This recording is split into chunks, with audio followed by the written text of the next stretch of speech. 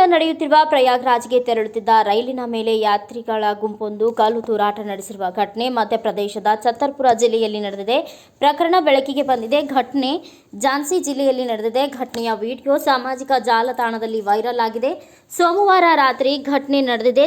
ಛತ್ತರ್ಪುರ ಜಿಲ್ಲೆಯಲ್ಲಿರುವ ಛತ್ತರ್ಪುರ ಮತ್ತು ಹರ್ಷಾಲ್ಪುರ ರೈಲು ನಿಲ್ದಾಣಗಳಲ್ಲಿ ಪ್ರಯಾಗ್ರಾಜ್ ನಗರಕ್ಕೆ ತೆರಳುತ್ತಿದ್ದ ರೈಲು ಹತ್ತಲು ಕೆಲವರು ಯತ್ನಿಸಿದ್ದಾರೆ. ಆದರೆ ರೈಲು ತುಂಬಿದ್ರಿಂದ ರೈಲಿನಲ್ಲಿದ್ದವರು ಬಾಗಿಲು ತೆರೆದಿಲ್ಲ. ಪರಿಣಾಮ ಕಲ್ಲು ತೂರಾಟ ನಡೆಸಿದ್ದಾರೆ ಎಂದು ಹೇಳಲಾಗಿದೆ.